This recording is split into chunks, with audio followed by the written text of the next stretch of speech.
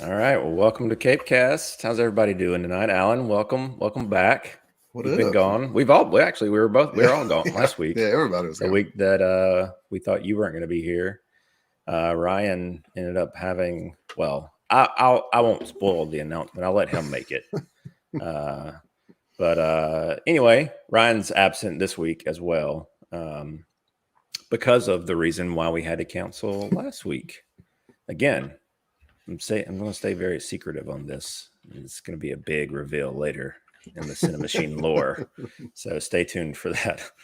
But no, Alan, appreciate you joining me tonight, Yeah, man. per usual. Yes, sir. Now, last week you weren't here in Georgia. You were elsewhere. You want to tell people where you were? We were in sunny Orlando, Florida. Yeah, what Uh, are you doing there? What's going on in Florida, in Orlando uh, specifically? we flew down and spent the whole week of Thanksgiving at Universal Studios and Yeah, Adventure Island. So yeah, nice. So spent a lot of y'all, money. Universal Studios and Islands of Adventure, Yeah, we did the both. Yeah. the joint package where you could take the Hogwarts Express back and forth from. You know, You got to. oh yeah. Now, this was the first time that the fam, everybody's first time. hmm Yeah, we're Nice. typically Disney, so this was our first venture outside of that. So Yeah, you you sent me a few things. You sent me the lead up to going to Universal, and yeah. you do these bags every day for your son Cal, hmm and you were doing Potter themed bags for his lunch every day, and I wish I had the images of what you ended up doing. Yeah. Prepped, but so basically Alan went all out like on his last bag for Cal. Like he had like an acceptance letter from Hogwarts that Alan did all the calligraphy, and he had the little like wax seal on the envelope. It's pretty legit. Yeah. Yeah, Well that was done. Dad of the year goes to Alan. his teacher actually recorded a video of him opening that bag because we had texted her and told her what was going to be in it or to be expecting something cool. So Yeah. he read it in front of the class and everything because I guess because of COVID social distancing issues, they yeah, Basement Blues. He actually uh, he's seen a few of them on Instagram recently, but Oh yeah. they eat lunch in their classroom. The Cal's whole class does, so it's kind of turned into like a class tradition. Like everybody waits for Cal to open his lunch box to see what bags in there every day now. Yeah. So yeah, That's funny. he doesn't like. He says that he hates being famous, but what do you Yeah. do? You know. That's awesome. Yeah, I do a similar thing with Luna, my daughter, with napkins. And I wasn't able to finish the napkin tonight. I'll show you how far I got. And you can let me know if you can tell what it's going to be. Hey, Minnie. Yeah. Yeah, cool. But yeah, I had to rush out of the upstairs area and down into the man cave to start the podcast. Running behind, but I'm I'll finish it. actually I'm actually doing a I guess you'd call it like a greatest hits week for Cal this week. I asked him on Sunday. Like I said, he's all obsessed with Ghostbusters once again. He kind of goes through ebbs and flows, and since seeing the movie, we'll talk about that later. But he wanted a Ghostbusters theme, and I can't. We had to be outside of our resort at 4 a.m. for our shuttle on Sunday to bring us home. So I was functioning off of just a few hours sleep, and when we got home, it was just hectic. So I asked him if I could do a greatest hits. What I do is go back through the 500 some odd bags and find some of my favorites, like I've done. And I found a bunch of the Ghostbuster ones and just use those this week. So he's been pretty happy with it. Now, use them as in you redraw them, or you just give them the same bag? Give him the same bag. That kid is freaking meticulous about taking care of these bags. When they look like I pulled them out of the pack. When he brings them home every day, it's insane. That's good because the napkins, they don't hold up so well. No, they don't. And they're I've gotten better at it, but they're very porous in terms of accepting Sharpie. So it's like you have to be very careful with how much of the Sharpie ink you're putting down, or else it just bleeds everywhere. So Well, I've gotten used to it, gotten better. If you ever want to venture into the bag game, I've got a good supplier at Sam's Club that I go through. Yeah. Okay. Yeah, and unfortunately, I think I've already kind of backed myself into a corner with the napkins, so it's expected that it's a napkin thing now. So I'm telling you, you got to start an Instagram page. You got to start a fan page for it, man. I love it. It's awesome. I love seeing all your stuff. It's a lot better than what I do. So it's good to it's good to have some motivation, level that I need to hit. So appreciate that. Thanks, man. Thanks, dude. Cool, man. So good time at Harry Potter land, as us commoners call it. Us muggles. Mandy bought the egg from the Goblet of Fire. The egg that they got after I can't remember which. I think it was they had to get it when they were battling the dragon or whatever. They had to get the egg. Yeah. So when we left the Escape the Forbidden Forest, whichever ride that is at Hogwarts Castle, I can't remember the name of it.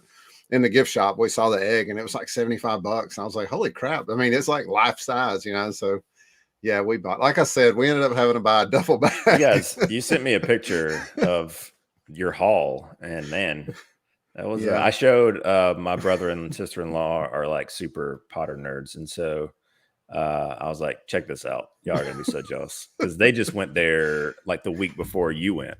And they just got like a wand and that was it. But you guys, like, y'all invested in the wizarding world. Yeah, so. Well, Mandy had already said that her Christmas was what she got to spend there, so she went crazy. Like I said, I didn't really spend much myself besides my Voldemort wand. That was all I got. But yeah. Well, that's awesome. I'm glad you guys had a good time. That's really I love Universal is where I like to go. Like Disney's cool, but Universal, that's my jam. Like that's the one. It's a little more adult oriented, I guess, I would say, Yeah, no doubt. And that's kind of why we waited. Mandy, it might seem a little petty, but she didn't want to take the boys until they could truly appreciate. No, I mean, I get that. So, yeah. Which Luna, she's kind of like Cal, as in, Cal with superheroes. Luna, I'm sure that she appreciates Harry Potter more than most children her age do because of her namesake. But she does, and we've kind of introduced her to a lot of the properties that you find at Universal, probably earlier than most parents would, for better or for worse. Yeah. So there's that as well. So, but we did wait as long as we could before. So have you guys was the Velocicoaster up and running? They were testing it when we were there, so it wasn't officially open yet.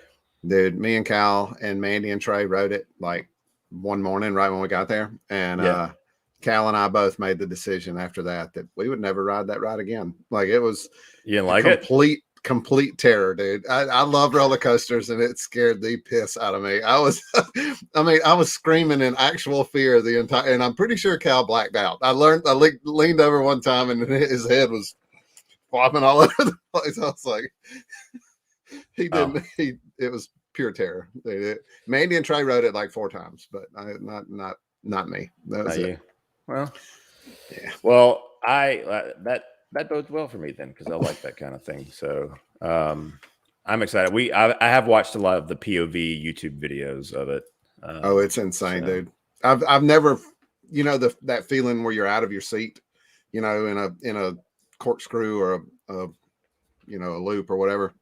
Yeah, I've never felt it like that, to where I'd say 75% of the ride, your butt's not touching the seat. It's kind of like what is it, the Georgia Scorcher? When you hit those heels, you kind of come up a little bit, like out of your seat. Yeah, but it's pretty much the whole time. I mean, it's insane. Mandy researched all these rides before we went, and apparently these engineers basically took it to the highest possible limit before panic attack. This whole ride, that's what they went for. Nice. They achieved. They hit my panic attack limit. That's awesome. Well, I mean, I'm sorry that you had to experience that, but it sounds pretty great. Well, sweet, man. Well, like we said, we missed last week. So we've got a little bit of a back catalog of news and probably watches of the week. You know that you've got a few things that you were able to see. Not as many trailers, but definitely a long laundry list of news. So let's go ahead and hit that before we do. I guess. Oh, hang on. Basement Blues had a question or a statement. He says he wants to go. 15 years since he's been. So lots have changed in 15 years. 15 years ago, they probably, you can tell me if I'm wrong, Tony, but let's see. Did they have the King Kong tram ride when you were there? Because I remember that being one of the like flagship. Jaws was there. Jaws hadn't been gone too long. Back to the Future, I think. Back to the Future was there. They still have E.T. Yeah, we rode E.T. a few times, actually. So, yeah. Yeah. Yeah, so there's a few of those legacy rides in place, but a lot of, I know that the Mummy is about to get some restorations going on. Yeah. But yeah, let me know, Tony. Until Tony chimes back in, some little housekeeping to get out of the way. You can find everything CiNEMACHiNE, as far as all the shows that we do, Criterion Corner, and then the regular CiNEMACHiNE podcast, as well as CAPECAST at CiNEMACHiNEpod.com. Hit the like and subscribe button here on YouTube so you know when we're streaming, going live, that kind of thing, or any videos post. And you can also find all of our channels, our like social channels on the regular go-to social channels, Instagram, Twitter, Facebook, and we are also on Patreon. So if you feel so inclined to throw us some dollars, we will gladly accept that. We appreciate any contribution that we can get. Okay, out of that. Now we got all that out of the way. Let's get to some news. And per usual, we start with DC because we're biased. We let them go first. Okay, that's right. All right. So I guess one of the things that popped up in the last couple of weeks was news that Linda Carter will be back for Wonder Woman 3 as Asteria. This was teased by Gal Gadot. I think it was during Red Notice Press. Yeah.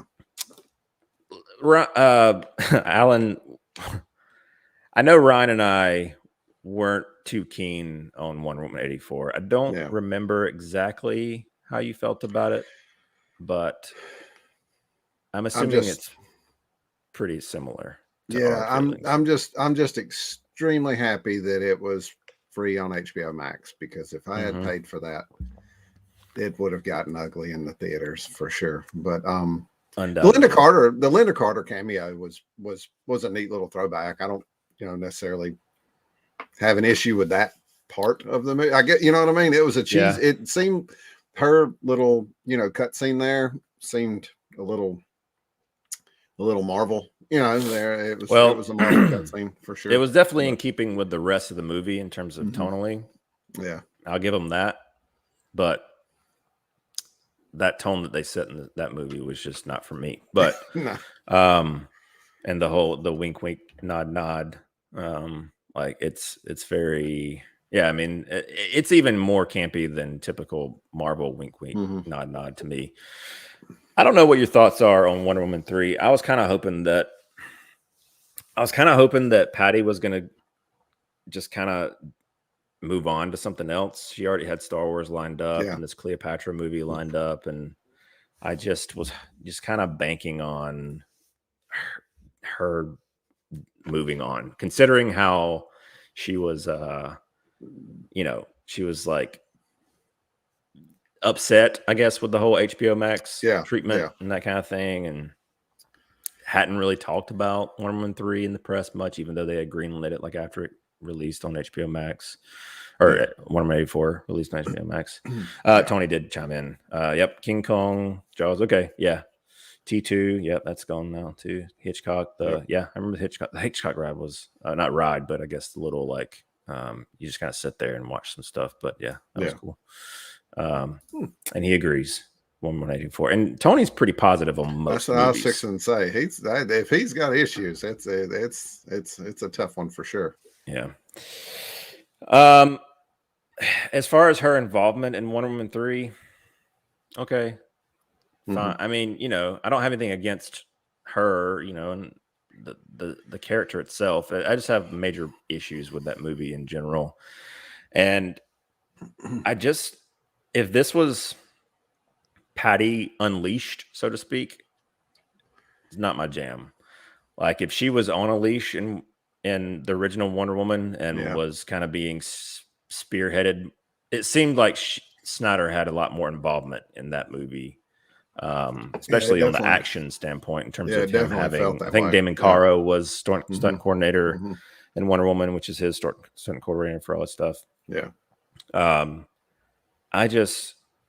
I lost a lot of faith in her, and it made my enthusiasm for her Rogue Squadron movie go down tremendously. And as we'll get into later, as Kathleen Kennedy and company seem to lose enthusiasm as well. Yeah. You can cite creative differences, but I kind of feel like they saw 84 and were like, okay. That's kind of get on this route. That creative differences. That's just coach speak for, we don't want to work with you. Yeah.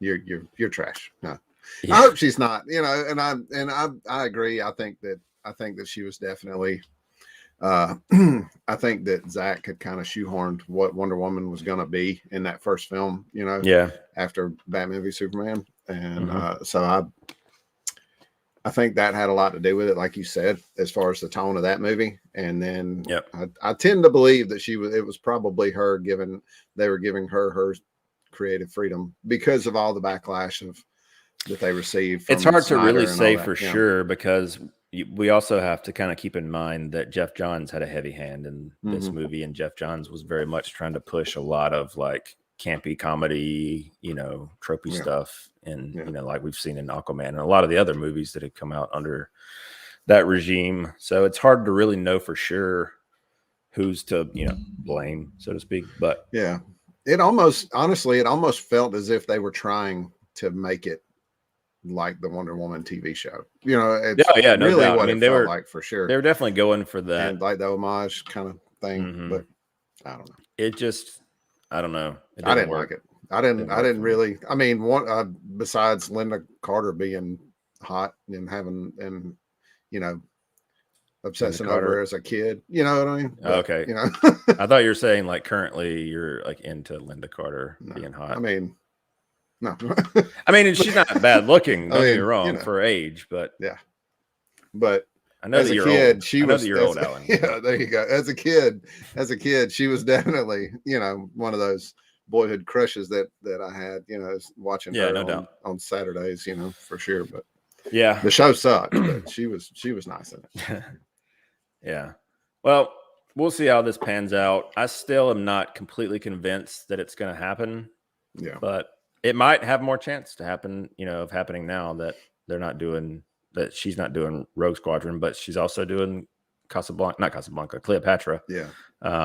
With Gal Gadot. So we'll see. And I think that's supposed to come out, go into production before. That could be the barometer really for Wonder Woman for Wonder Woman 3. But if they see a little better chemistry this go around with them two, maybe. I don't know. I feel like critically and like as far as, and maybe we're in a bubble, I don't know, but I feel like reception wise it wasn't good, not even on a fan standpoint. And I really, really wanted to like that movie, because I love Gal Gadot as Wonder Woman. I thought it was perfect casting. And I think that most of Pedro Pascal, I think that everybody in it did about as good a job as they could do with what they were given. You know what I mean? Like, I just don't think there was I don't think they were given anything to, it's just God, it was crap. I mean, I don't even like, I really, really wanted to like that movie, like. Yeah, no, I get it. I'm in the same boat, and I just bought it on Blu-ray. I bought it for Luna for Christmas. So it's not like, I'm not, still will, you know, purchase things I don't like. Yeah. She enjoyed it. And if you watch our Wonder Woman 84 review, you can see Luna's little review of it, and she was into it. So that's, you know, I can appreciate things through that lens. But yeah, just not for me. Yeah, the steelbook cover was really, I mean, the artwork, cover work was really neat. You know, I looked at it the other day at Best Buy because that ain't selling out. You know, you can find that one pretty much anytime you walk in there. Still hoping and praying I'll find ZSJL, you know, every day. I'd ride by there twice a week and just pop in. I know where it will be at. I know the exact spot, and I just walk straight to it. If it's not there, I just walk back out. Yeah, they probably think I'm stealing things. You know, they're gonna tackle me one day when I walk out. I wonder if there's actually supply left. Like, I don't know if it's like if they're trickling out supply or how that even. I didn't know if it was just a limited release or if it was an issue with, you know, the ships and all the other stuff that was going on. So I don't know. I'm still hoping. Well, speaking of Zack Snyder's Justice League, we had some a little bit of news on that front recently that we can kind of touch upon. I mean, it continues to trend. Restore the Snyderverse continues to trend like every day, feels like, which is good. I mean, there's been a little bit of fuel to that fire in the last, you know, week, I guess. Starting with, well, I guess Clay Staub has been posting a lot of stuff. And then you've got, Zack Snyder for Thanksgiving had his little Vero post of his turkey. And if you know Zack Snyder, you know that everything he posts has some sort of double meaning. Yeah. And in the background of his turkey was the Final Crisis book. So which is crazy because that led to that book basically selling out everywhere. You can't find it. I've looked on Amazon so many times trying to find that thing. I could probably get it at my local shop, you know, my local comic shop. I haven't went there yet. But. Yeah. I saw Tim from DC Squadcast posted today. He found, I guess, a resale copy on Amazon for like $140 or something. Oh yeah, and it was like one copy. Yeah. Like one left in stock or whatever. Yeah, right. I saw that. I did see that. Yeah. So that was cool to see. And then Kevin Smith tweeted something about it, which was cool. Yeah, he did. But yeah, so we had that, and then I guess in addition to, well, this was actually before all that stuff, but oops, my link is broken. Yeah, Kevin Smith was actually the person who got. I mean, don't get me wrong, I like Ben Affleck as an actor, but when he was announced as Batman for the Batman v Superman movie, I had some pretty big reservations about it. And then Kevin you were Smith, the one. You were the one person that had reservations. Yeah. But when Kevin Smith, I tend to trust his, especially his comic book, you know, his opinion. I hold it in pretty high regard. And when he talked about how Zach let him take a look at the test shots with Ben in the suit and talked about the Jim Lee look and all that, I was like, oh, hell yeah, I'm ready now. I remember, you know, that was it. I remember so that pumped. Episode of Smodcast or whatever it was that he was talking about that. Yeah. I can't remember if it was Batman on Batman or I can't remember. Could have been Batman on Batman. Yeah. But I remember when he said that, I was like, oh, I'm in. That's it. That's all I needed. I heard the short ear. He said the Jim Lee short ears. And I was like, oh, yeah, that's it. That's all I needed to know right there. Yeah. No, I agree. Now, I have if you look backdate my Facebook posts, and I had a very long dissertation about the Affleck casting. And I was actually optimistic about it. But I'm typically one of those people that kind of tries to reserve judgment as much as possible. Just because, you know, I feel like you need to at least give people the benefit of the doubt in anything, any kind of creative decision, if at all possible. So, you know, that was kind of what I went into that whole thing with, or you know, it's not a natural thing to do for a lot of people, and it's definitely not for me, but it's something that I've had to learn to do. But anyway, speaking of Snyderverse, so to speak. Henry Cavill, in an interview, was saying that he, amongst other things that he was saying, basically said that he's not ready to hang up the cape. And he said that before, but this is just another reiteration that he has a lot that he wants to do still with the character. He even went as far as to say, he's still supports them, the Michael B. Jordan project. I think that's a cool thing for them to do, but went on to say, like, why can't there be two Supermen that exist, whether they are in the same universe or in different universes or multiverses, whatever it is.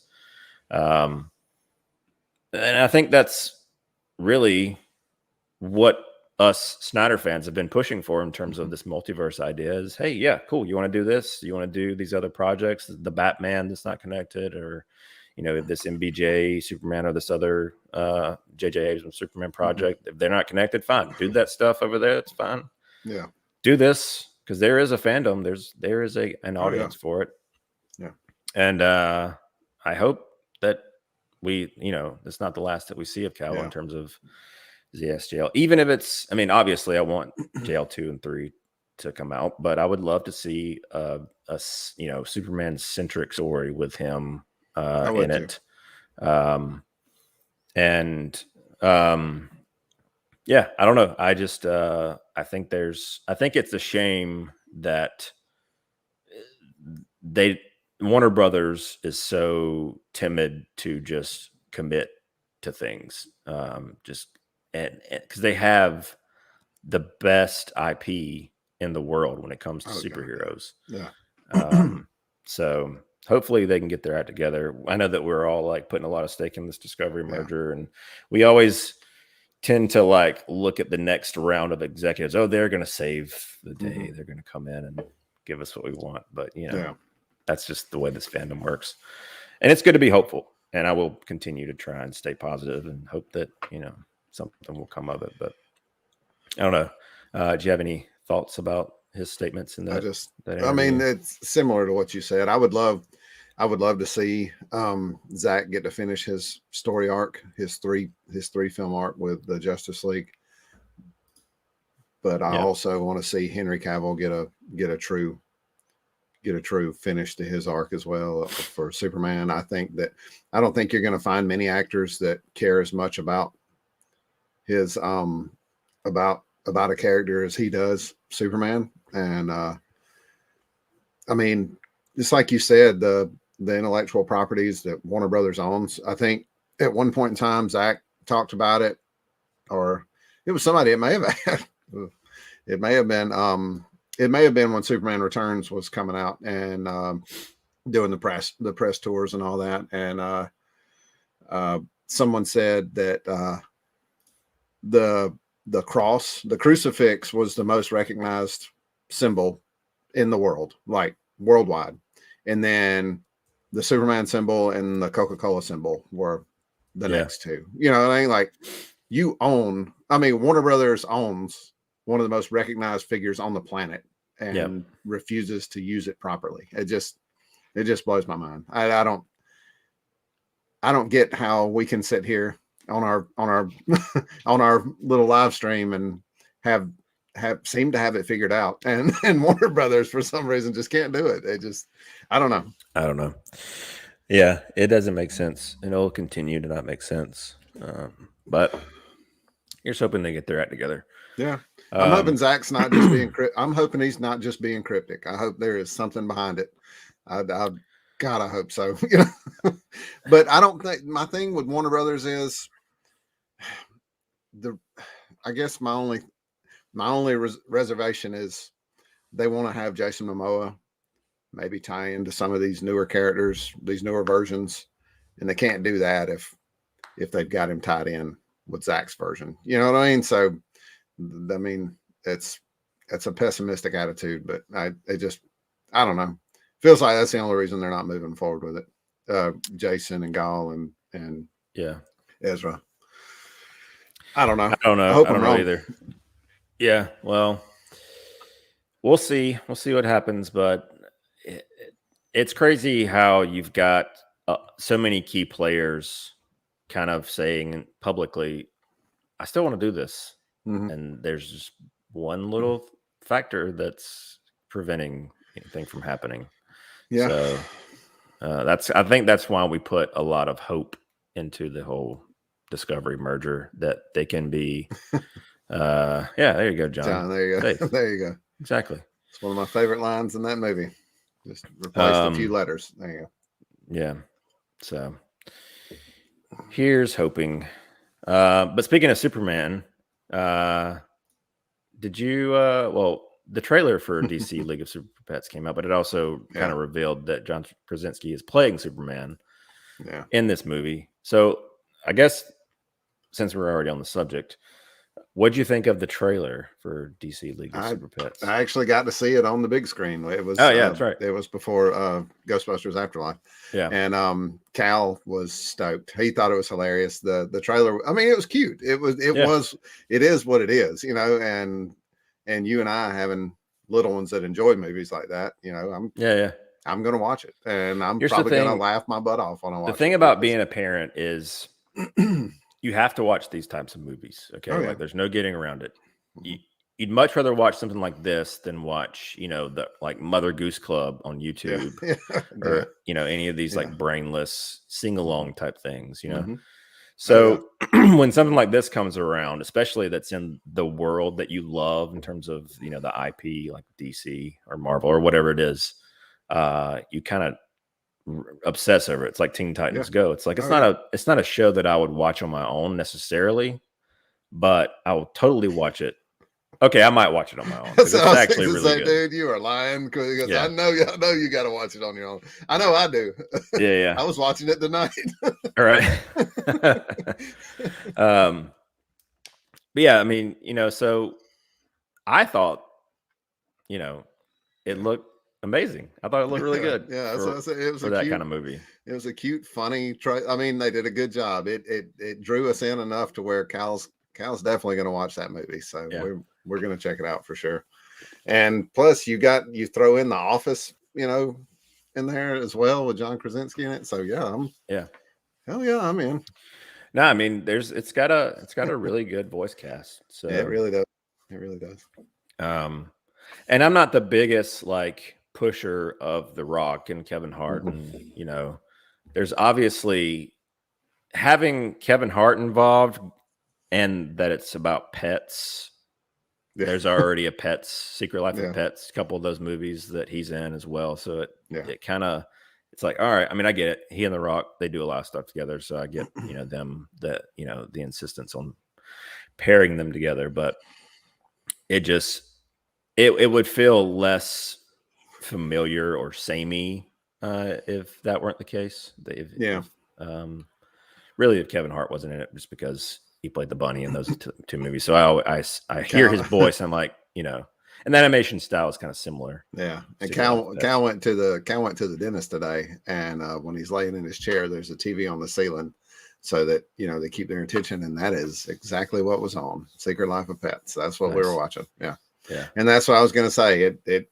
It's going to be a super powered version of that, which is fine. I like Secret Life of Pets. You know, I laugh every time I watch it too. So, you know, like you said, it's one of those things. You're going to watch them. You might as well watch something that's tied into something you enjoy anyway. So. Indeed. And yeah, I mean, speaking of the cast, you've got, you know, like Mark Maron is playing Lex Luthor. I don't know who they've said who Keanu Reeves is playing, but Keanu Reeves is in it, Diego Luna, Kate McKinnon. So there's a handful of names in the cast. So that'll be fun to discover. But yeah, I'm excited for it. It gives me another thing to look forward to that's superhero related that I can watch with my kid. So that is a welcome addition. Okay. Do you watch Batwoman? Because they had that Poison Ivy casting. I don't watch it. I don't have a lot to say about it. Personally. I saw the reveal, you know, through our group message.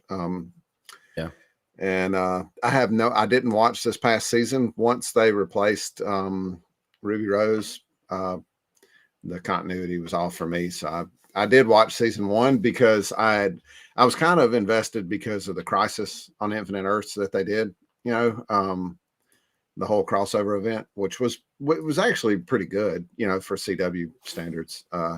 So that kind of got me into Batwoman. So I watched season 1 just because I was watching everything else. Yeah. And then actually in the move, I don't know how you lose shows, but I lost pretty much all of those CW shows in the move when we moved here to Anderson. So I haven't watched hardly any of them since, except for, like I said, I watched Superman and Lois.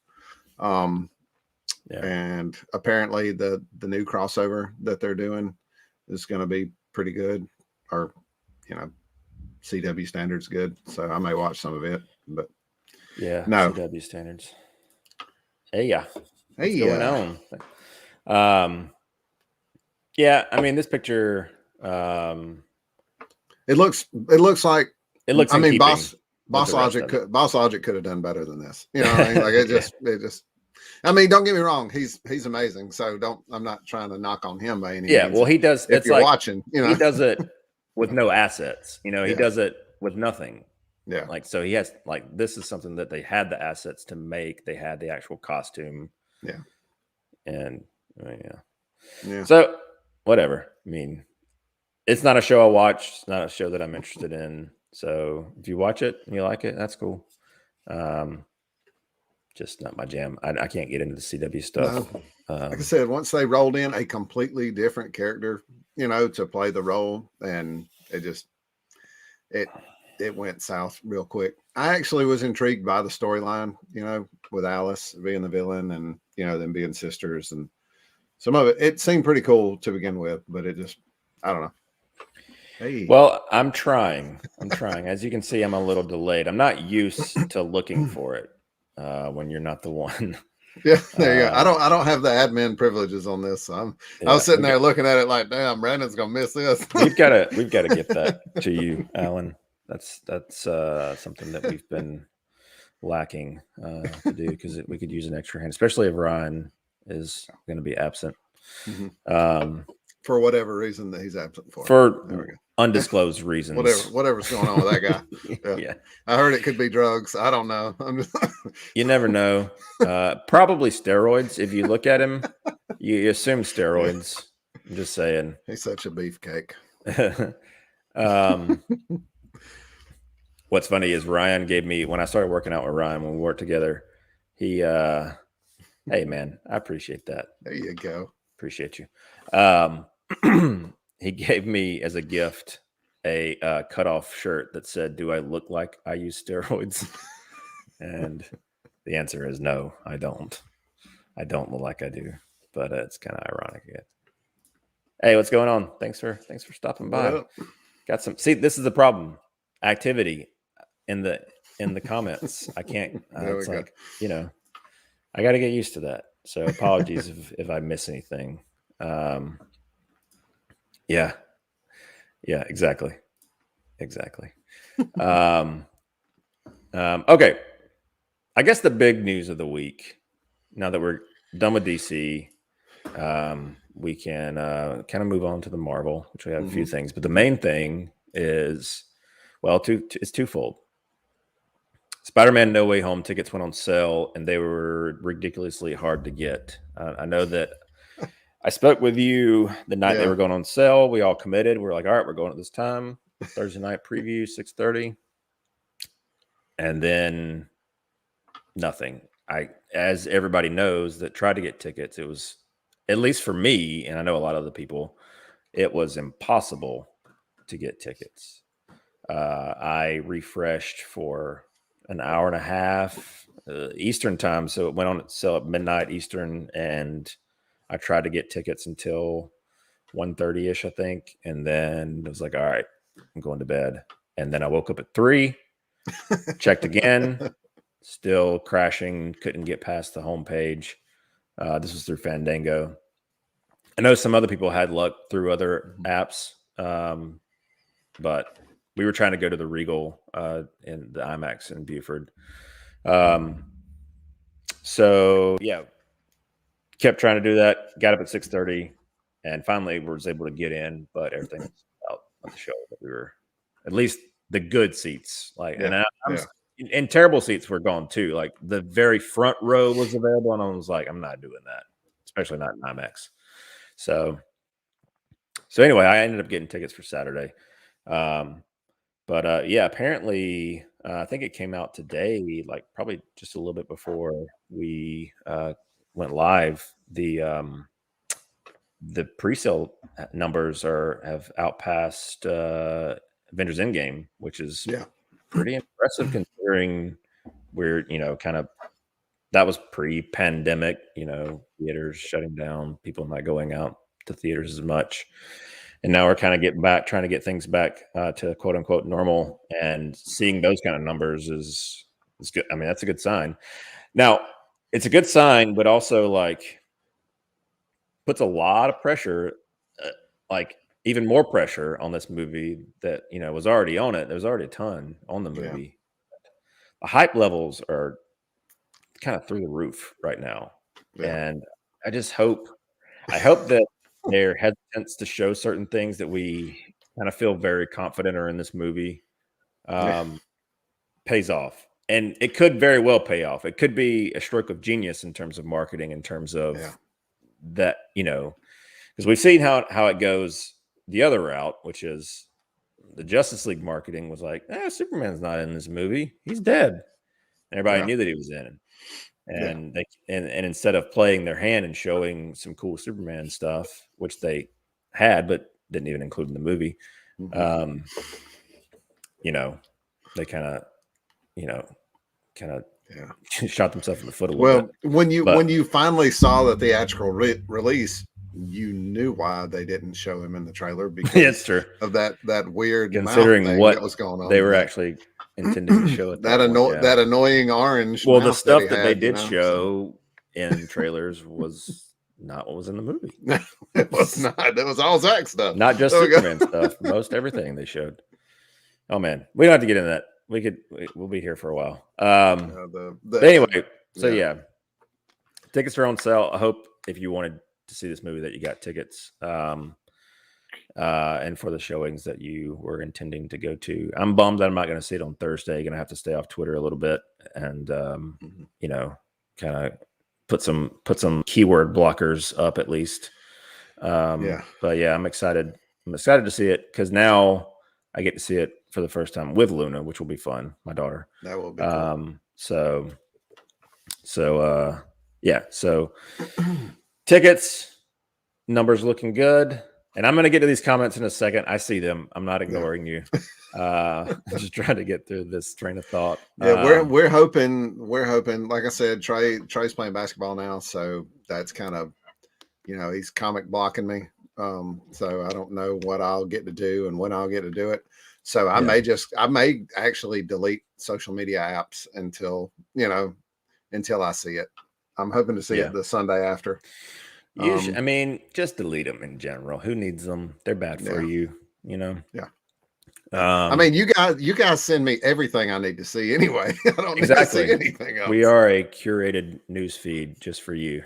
So, but yeah, so I guess the other thing that kind of popped up that's Spider-Man related would be Amy Pascal in that Fandango interview saying that they had basically another trilogy of films on the horizon with Tom Holland, with Marvel Studios.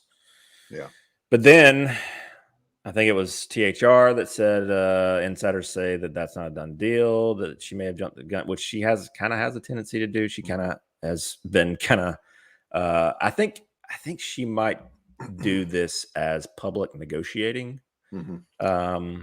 Well, it at least lets you know that the Sony side of things is interested in keeping the deal up and running. So that's which is kind of the important side of the deal, because Marvel wants Spider-Man and everything they can get. Everything they can get him in. It's evident. They wouldn't be bending over backwards continually if they didn't. So I don't know. I could be I could be way off base there, but I'm so we'll see. I mean, I'm definitely stoked if that is the case, and they I think he'll end up being the longest running Spider-Man actor to and I love Tom. I think he's awesome. I might be a little biased because we got to meet him and be in the first movie, but yeah. You are biased. I am. So I am leave slightly. that at the door. Don't get We me need wrong. unbiased opinions here. I love on Andrew CAPECAST. Garfield. Andrew Garfield's my favorite, but I do like Tom Holland as well. Well, I just wonder how. I mean, we'll find out. We're a few weeks away, but I wonder what kind of table setting this movie does. Because I assumed here's what my assumptions were. Marvel deal was ending. I just assumed that they were going to be setting the table to where, since that deal was over, Sony could start their own little Spidey universe over here with multiversal type elements, and then Marvel could do the same thing on their side. Well, to hear Andy talk, I was watching some of the presser stuff for the release of Venom 2.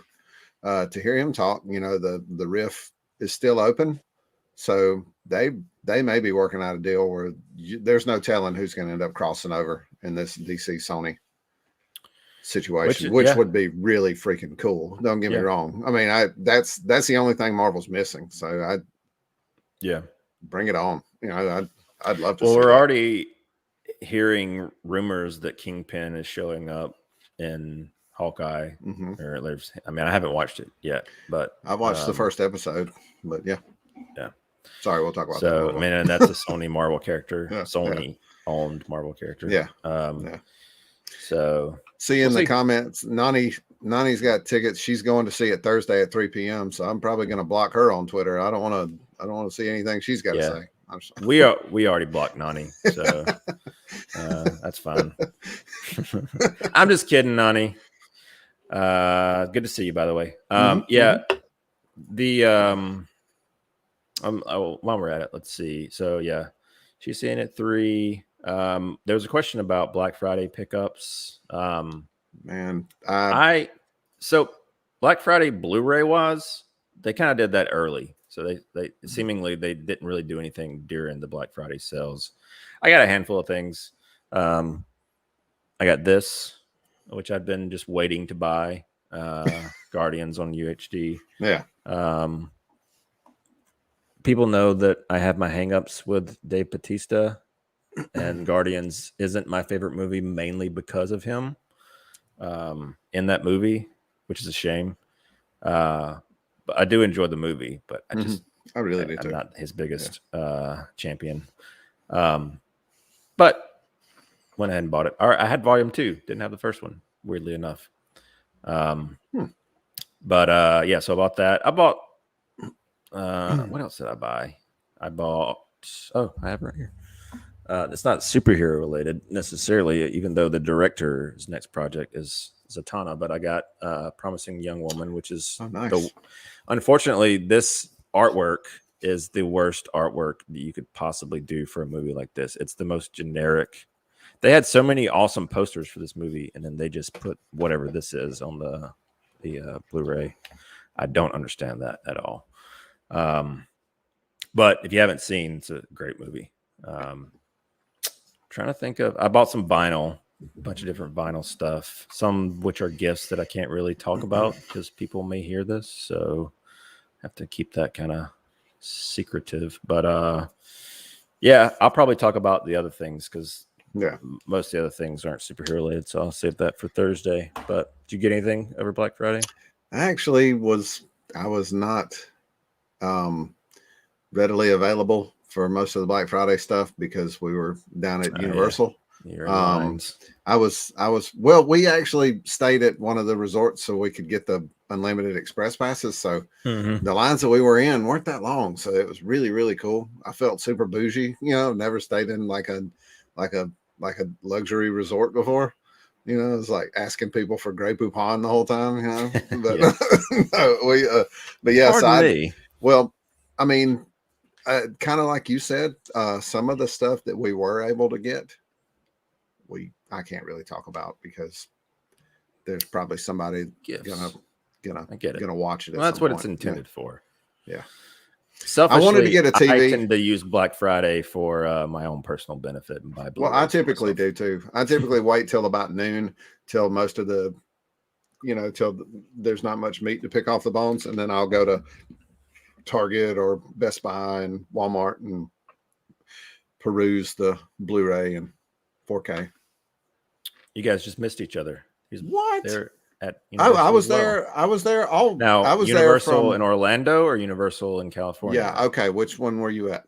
Yeah. Yes. I need to know this because chances are we probably saw each. I was there from the Sunday before Thanksgiving to the Sunday after Thanksgiving.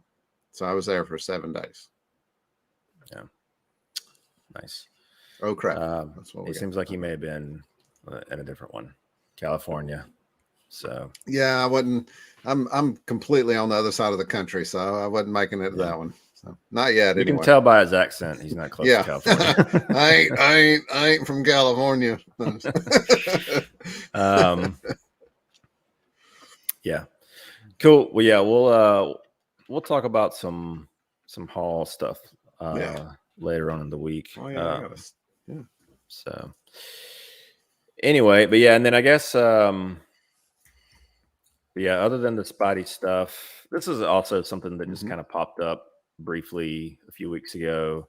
This expanded ratio IMAX stuff that's coming to. Well, I guess a lot of it's already there, but we watched Shang-Chi and it had this aspect ratio, which was cool to see. I'm glad that they're embracing that. It's not really. It's basically like 1.85 to 1, so it's just a normal 16:9 ratios. Essentially, is what it ends up working out to be. But it's still cool that they're doing it.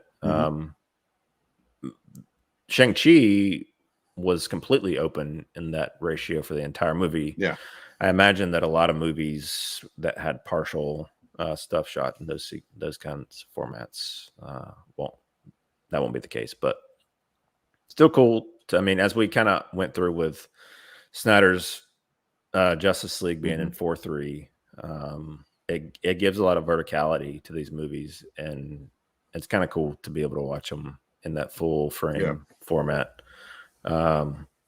So, and if they're shot in IMAX, you just get that extra resolution because, not to get super technical and nerdy, when you think about 1080p, if you're watching a movie in 1080p or 4K, if the movie is in,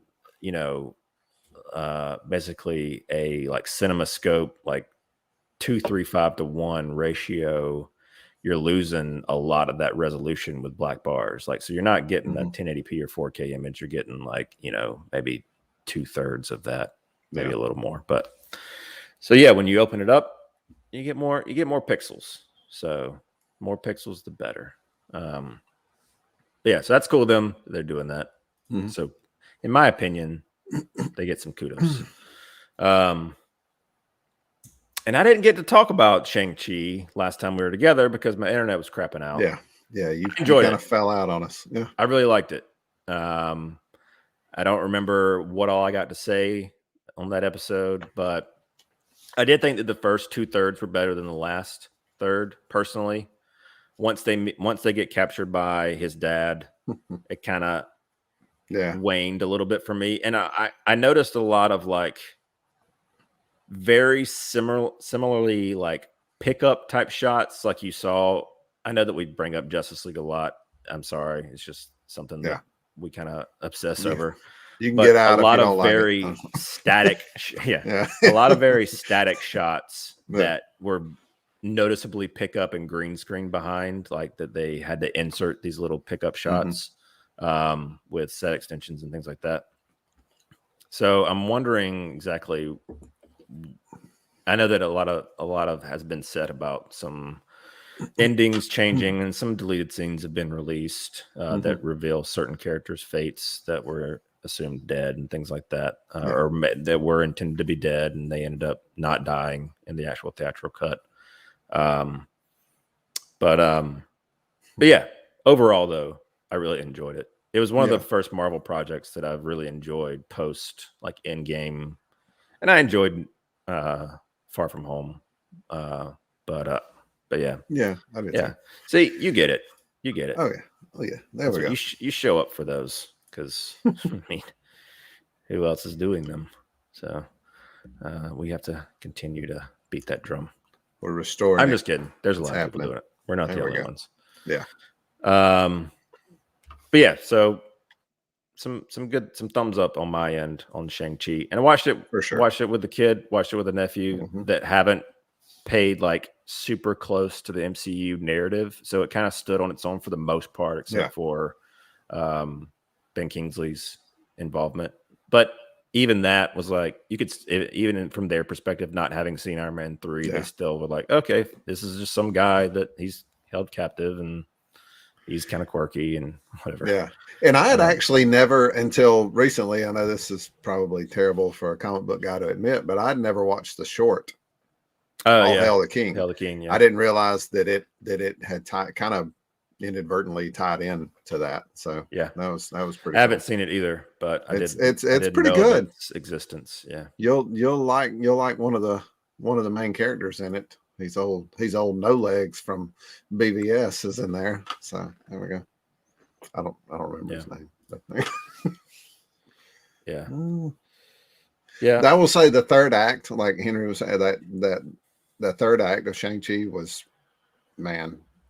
Yeah, it was one of the best. I enjoyed the third act. Like you said, there was that lull in the middle, but the third act, there was some really good stuff there. I mean, there were things that were, Ben Kingsley laying there pretending to be Trevor laying there pretending to be dead. They had their funny moments. It's a Marvel movie. You're gonna have it.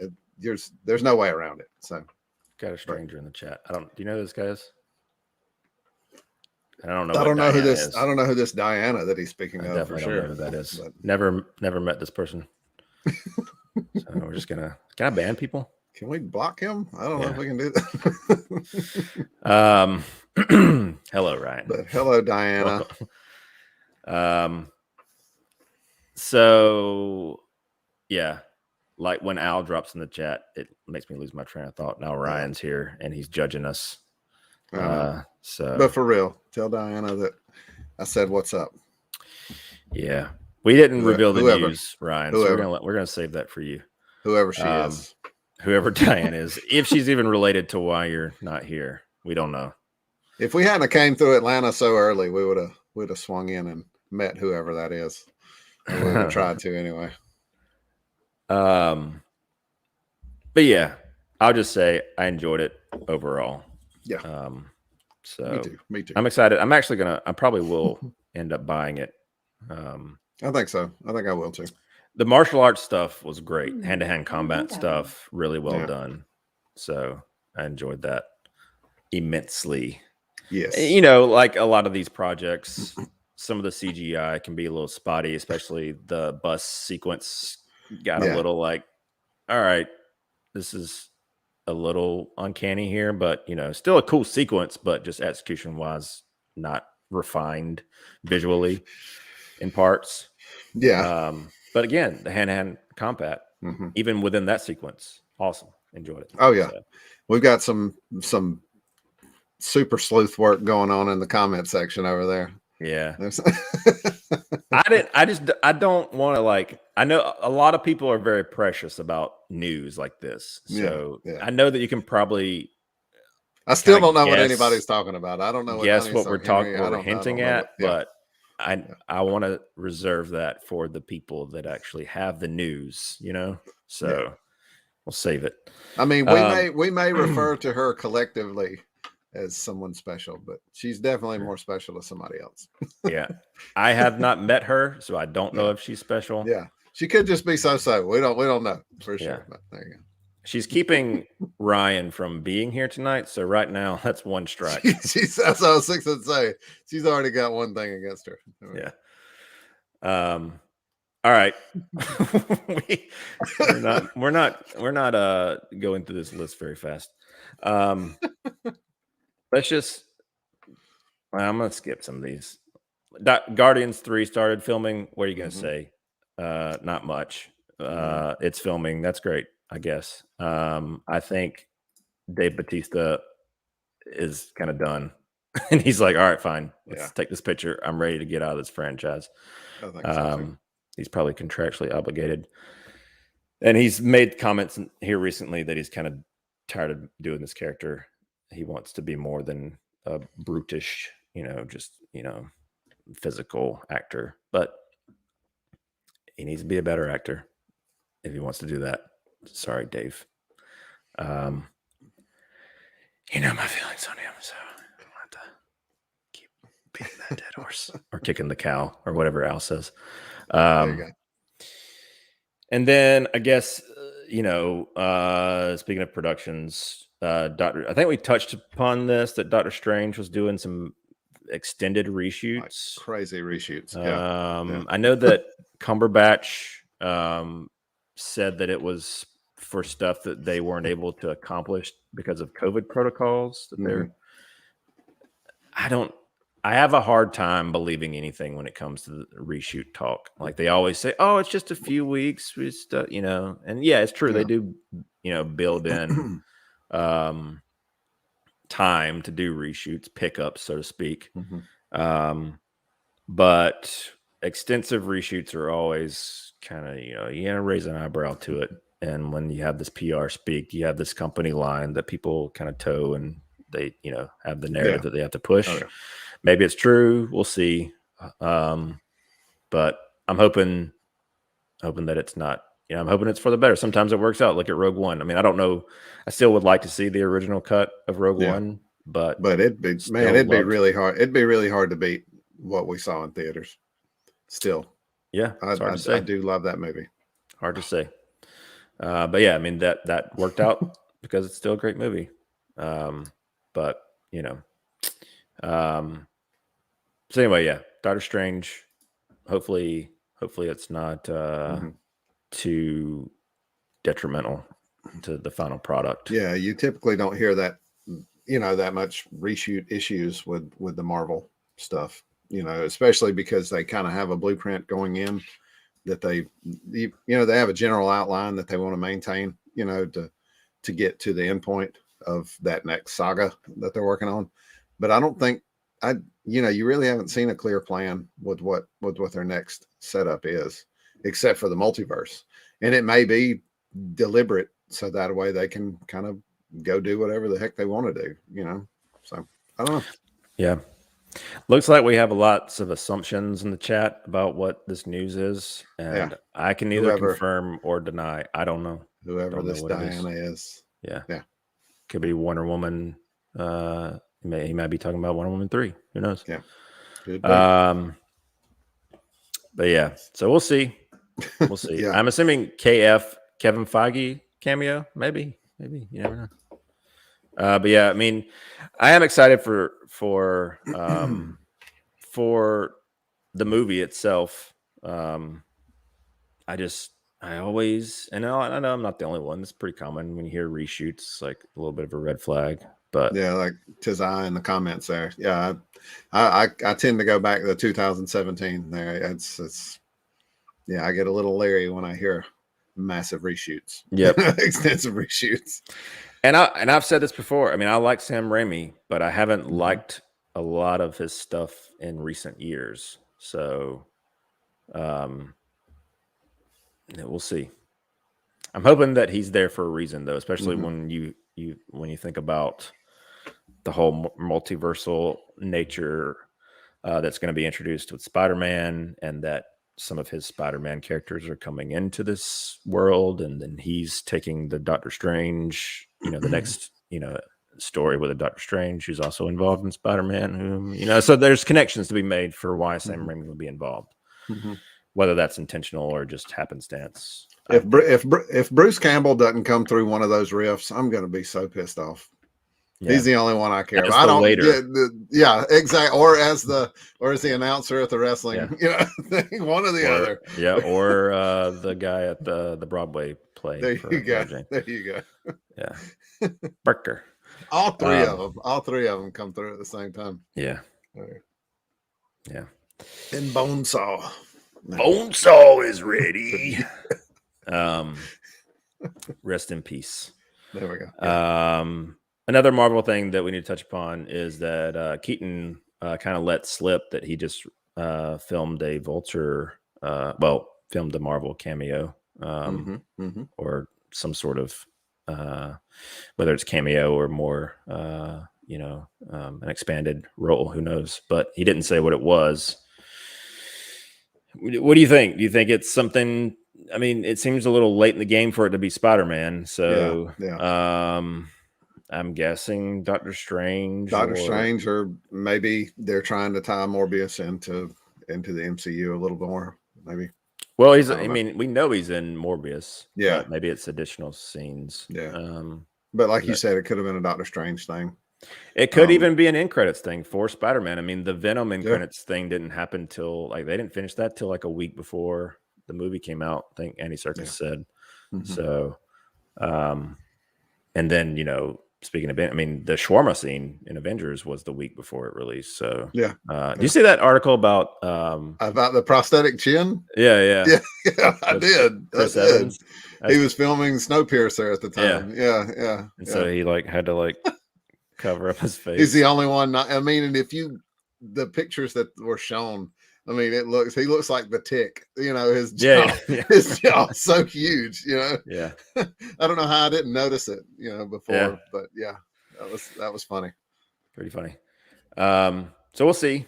I'm excited. I mean, Keaton's everywhere now, which I love. I love Keaton. So I'm glad to see that he's still game to do more of this kind of stuff.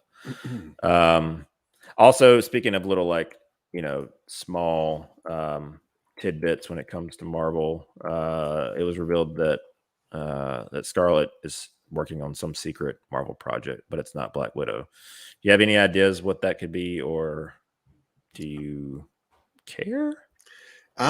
Honestly, I started, I know that I'm really late to the game, but on the flight back from Orlando, I started watching Black Widow, and I watched, it was an hour flight, and I started the movie about 30 minutes into it, and I enjoyed what I saw.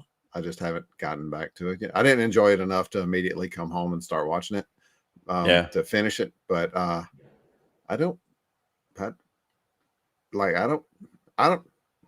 what else would she be working on? What else would she be working on? She is Black Widow.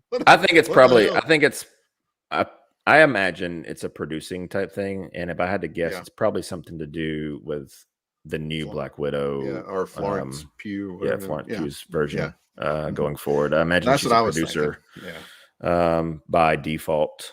But who knows? And I do like her as an actor. Like I said, I haven't finished the movie yet, but I've watched what was the wrestling movie that was actually one of my favorite ones, and I watched Midsummer with Florence Pugh in it as well. Yeah. What was the wrestling movie? The Rock produced it. She plays the WWE I know what you're talking about character. It's actually a really good movie. I enjoyed it. Nick Frost is in it, and I love anything he's in. But so I'm kind of partial to her anyway. Plus, she ain't bad to look at. But her accent may not be the best in the world in Black Widow, what I saw so far. But so because I was asking, does she mean Black Widow, the character of Black Widow movie? It's my understanding that it's non-Black Widow related in terms of. I don't know. Natasha Romanoff, Black Widow. Yeah. I'm assuming it's Black Widow, the character, her character is Black Widow. I guess, right? The moniker Black Widow. Yeah. We'll see. So and then the last little bit. This is some cool news. Last little bit of Marvel news that we need to touch upon is Delroy Lindo is joining Marvel's Blade reboot in an unknown role. Obviously, the first thing that comes to my mind is Whistler. Which I think would be awesome. It'll be hard to see anybody but Chris Christopherson play that role, because it's just what pops in my mind when I think about Whistler. But I think he'd kill it too. So this is one of those rare instances where this would not be a race bending role, because Whistler was originally black. They made him white in the Snipes version. So I know that probably the knee jerk is like, oh, they're just doing the race bending thing. But it's not the case, which is actually a surprise to me, because I didn't realize, because I didn't read the Blade comics, so I didn't know that. The only Blade stuff that I'd actually read was his crossovers with Ghost Rider, because I had some of the Ghost Rider comics as a kid. Mm-hmm. So I actually did know that, but I guess I just never really, I don't know. For me, most of the comic book characters, especially the non-essential characters, I never really paid attention. You know, if they decided to change who they were or whatever, it never. I think it's one of those things where back then it wasn't an issue, because you had it both ways. I mean, you had Michael Clark Duncan playing Kingpin in Daredevil, and I thought cared. I thought he was and then Nick Fury, you know, with Samuel L. Jackson, things like that. Like it's a hot topic thing, and it's kind of one of those buzzword type things that people latch on to now. So it is what it is. But I like that actor, and I am excited to see what Mahershala Ali does with Blade. And I know that recently he was saying that he is excited to take this role. Like, he wants to earn this role, as far as, you know, he has a lot to live up to, essentially, with this casting in this movie. So there's a lot riding on it. But I'm what's up, Russell? Rusty. Hello, Rusty. Haven't seen Rusty in the chat in a while. I know. That was a half-ass Squidbillies and little impersonation there. I don't know if anybody caught that. Sorry, Russell. I agree. It doesn't matter who played it, as long as it's played well and as long as it makes sense. That's what I was going to say. Lawrence Fishburne as Perry White was freaking awesome, dude. I loved him. Yeah, never cared for 1 second. Yeah, you know, same. So, I mean, that's organic casting is like, you know, that's what I like. I just I just want it to be the best person for the job. I can't stand when it just feels like they're like meeting a quota or checking boxes. Like, it just needs to be natural. And so I'm looking forward to this. And so we'll see. That one we should start hearing a lot more stuff trickle out from that production. Do you think that they're going to give Snipes a cameo in some? I hope so. Way I mean, even if it's a Zack Snyder sitting in a coffee shop kind of thing, when somebody walks by, they got to throw him in there. I mean, he's still trying to get his tax stuff in order, so they got to give him some kind of money at some point, you know. So yeah, it's true. But no, I really do. I hope he gets something. Yeah, I almost bought. Speaking of Black Friday stuff, I almost bought. They had Blade 4K on sale. It's like $10. I did see that. I almost bought it because I don't own it on Blu-ray. I should have bought it. I don't know why I didn't. It's probably still on sale. I still have time probably to buy it. But I've got all three on DVD, I believe. And that's they have the trilogy on Blu-ray. Well, the reason why I hesitated from buying it on 4K is I read the 4K review, and it was like, it's not that great. I mean, it's not really an uptick from the regular Blu-ray. It's the same transfer. So I was like, well, maybe I can just buy the trilogy, even though I don't really like the third one. I love the first and second one. I do too. The third I'm a big Del Toro fan, so Blade 2 is my jam for sure. Oh yeah. But like I said, Ron Perlman's in it too. You know, kind of the whole Del Toro thing. Yeah. Yeah, Norman Reedus. Yes. And then Chris Christopherson as Whistler. You know, like you said, that version is ingrained in my head because that's those Snipes, just like Snipes Blade is ingrained in me. Like, that's the version that I grew up with. Same for Whistler. So they have you know, they have their work cut out for them in terms of this reboot. But so far, I'm digging what I've heard. So. Oh yeah, me too. I just hope they make it rated R. That's my own it under the Marvel Studios banner. I know that they're gonna be like, there's a lot you can still do with the PG-13. You can really push limits. And we push the limits on this movie. It's pretty dark. You'll be surprised. And I'm like, you say that every time. With the exception of Endgame, which not Endgame, with the exception of Infinity War with the snap and everybody's death happening, which wasn't really deaths because we knew they were pretty much all coming back anyway. That's about as far as they've ever pushed it anyway. You know what I mean? Like, that was really it. You know, I don't know. Yeah. With them being under the Disney banner, it tends to put this little like cellophane over the top protective element. They're like, okay, Yep. You got to work in, we're still the mouse house, so we have to make everything family That's what I was friendly as fixing to much say. as possible. That little bitty mouse weighs heavy on a lot of things. It is what it is. Yeah. See, Rusty. Now, Yes, Rusty, I know.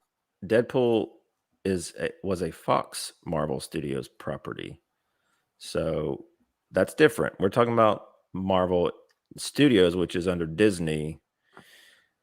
It's a different. It's put now Marvel owns Fox, so Deadpool is under Disney essentially, which is also a question mark. Are they going to let them? I guess if they held on to that Fox moniker for that, if they kept the Fox umbrella, maybe it holds some of that. I think Deadpool's Disney the only one back. that they'll be like, yeah, you do it. It's a proven entity. You've got to. Yeah, like that. I think that was probably a selling point. Like you're going to have to let Deadpool be its thing. And Rusty, I can't. And speaking of too much cussing, speaking of cussing, I can't really quote too much of the Squidbillies without cussing. So, it is what it is. I think if they ever brought Deadpool into the actual MCU, it would be, since he's a fourth wall breaking character, it would be funny. I don't know for how long it would be funny for him to not be able to curse and use expletives and cut dismember people and things like that. Like it's a plot point to where he's not able to do that kind of stuff. My hope for Deadpool is that whenever he makes that crossover, that in a PG-13 movie you're allowed that one F-bomb. And my hope and prayer is that he's breaking that fourth wall, like, oh no, can't use it here. Like he goes to use it several times and then somebody else uses it and steals it from him. Yeah. And it just pisses him off and he walks off. And that's it. He's done with the movie. That's my hope and prayer for his first MCU crossover. Well, we'll see. Make it happen, Marvel. We'll see. All right. Well, the next thing, we're kind of done with Marvel. Star Wars, we kind of already touched upon Patty Jenkins leaving Rogue Squadron, so there's not really much else to say on that. As far as we talked about creative differences, probably meaning that they saw Wonder Woman 84 and we're like, let's just say that where this is on hiatus, and then later it'll just be like, oh yeah, it's not happening. Yeah. But getting a New Gods vibe from that one. Yeah. One of the things that did happen was they cast Sabine Wren in the Ahsoka series, which is cool. Do you have any kind of prior knowledge to Sabine? As a character? Just some of the animated series stuff, and I was half watching that as, most of it came out. I was kind of an adult, so, I didn't really have too much of it. So, yeah. I know a lot of people thought that they were going to introduce this character last season, whenever he kind of is on that like water planet, trying to, like I say, the episode where he's trying to fix his ship, which is like every episode. There was one of the Mandalorian, the one that Katie Sackhoff is in. They thought that the girl with like the hooded girl that was like following around was going to be Sabine. Didn't turn out to be the case. She was the wrestler. I don't remember her name, but the girl that's like a wrestler in real life. But I know you're talking about. Yeah. So, Sabine, she's a Rebels character, I believe. I know she has ties to the Darksaber. I believe her sister? People can correct me in the chat, but her sister was like the Queen of Mandalore or something, and ended up getting betrayed by, is it Darth Maul that betrayed her? I can't remember. So she's got, with the Darksaber, she has ties to all that lore. So her kind of coming into the story at this point would make sense given where we left off with The Mandalorian season 2. And but what is Rusty saying? Have you ever watched the Squidbillies?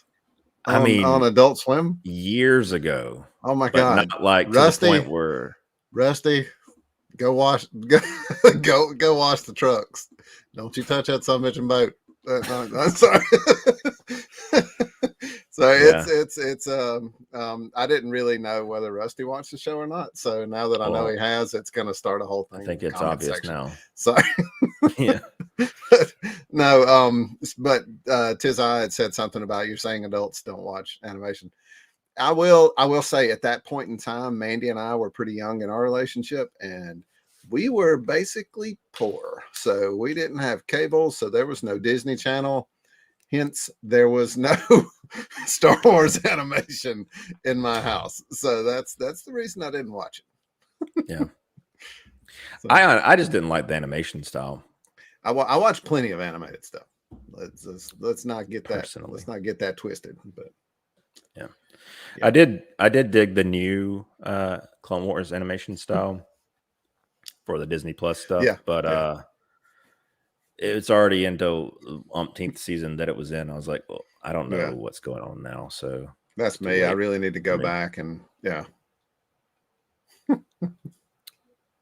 It really is. It really True to is. life for Rusty. I don't really know Rusty's biography, but I'm going to go with it. He's from Hartwell. There's every chance in the world that most of it matches up. So yeah, but that's cool. I'm excited for Ahsoka. I loved her like one episode. That was one of my favorites. It probably was my favorite episode. It's the one that I rewatched the most. So yeah, I'm excited for that show. We got another, I don't think I have it on the dot, but there was another little Boba Fett tease this week, a few of them actually, like 30-second teases. Mm-hmm.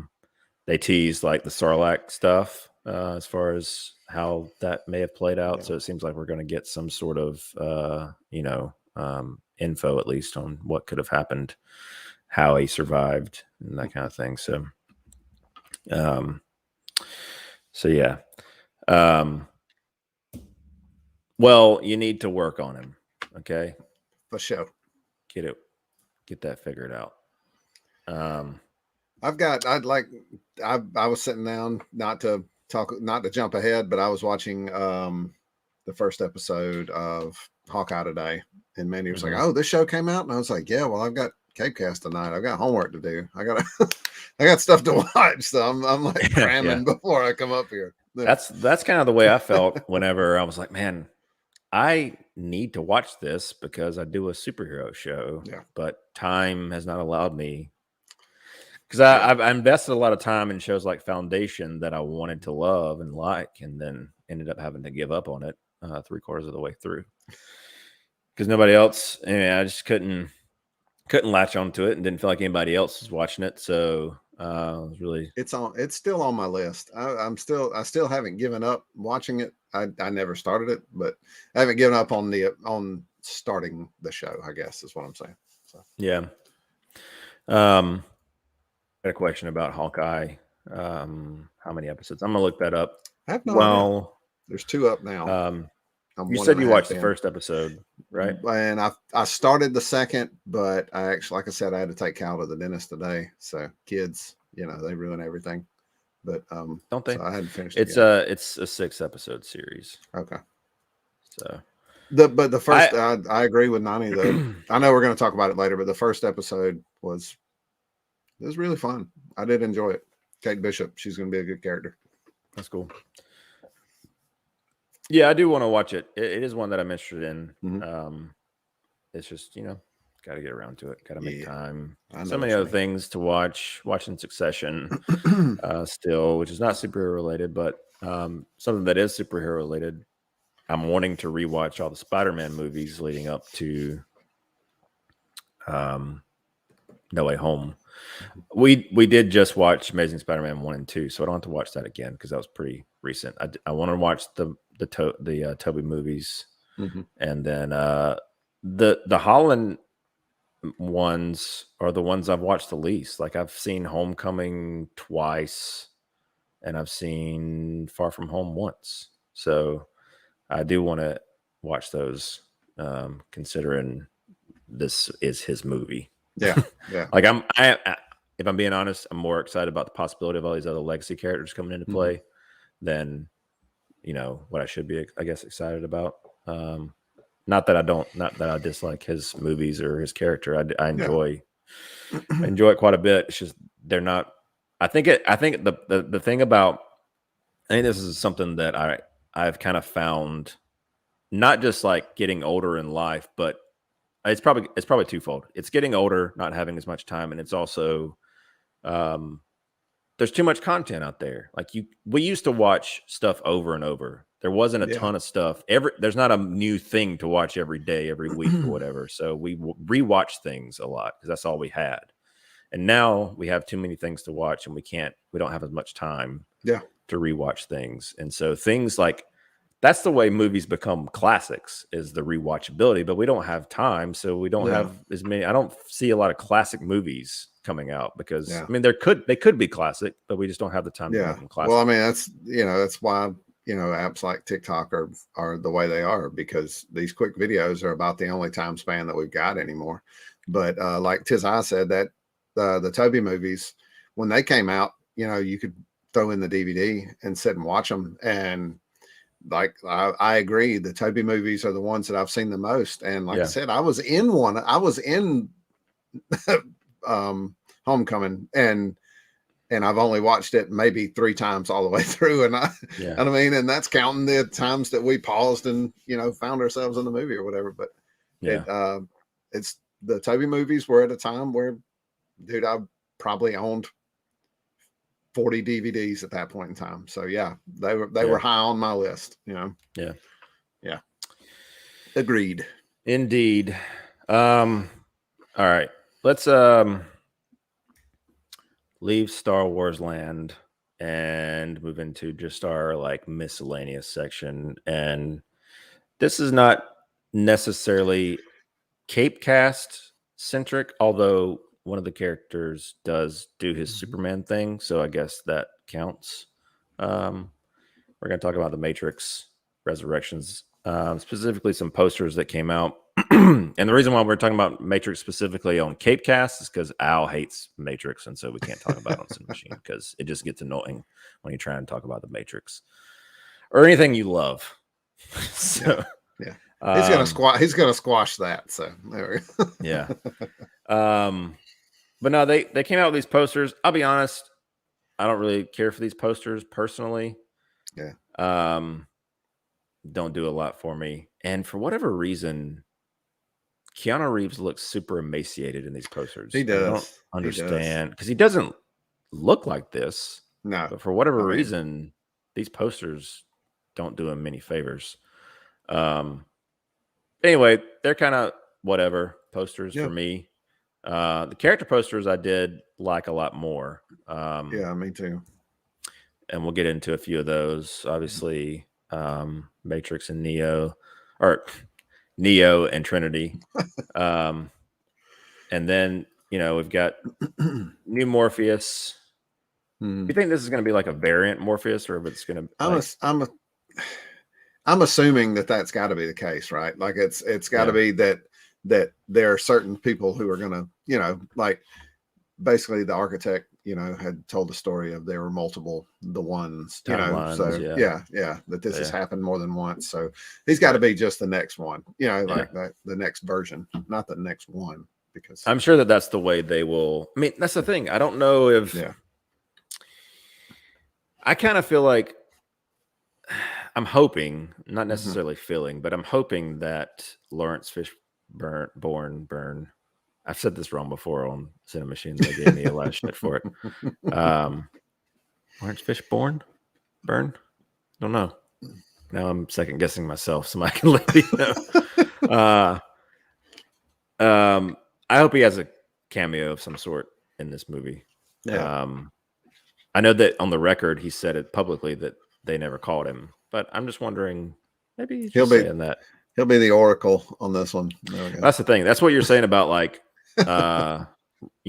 them figuring out a way story-wise to have this version with Yahya playing him, and that's kind of what they did with the Oracle. Worked out in their favor because of the actress that died, and so I mean, it definitely, they can come up with a story element, but and then there's a few other characters that we don't really know. This character on the right looks a lot like, was it Niobe? What is Jada Pinkett Smith's character's name. She's got a very similar Yeah, hairstyle. yeah.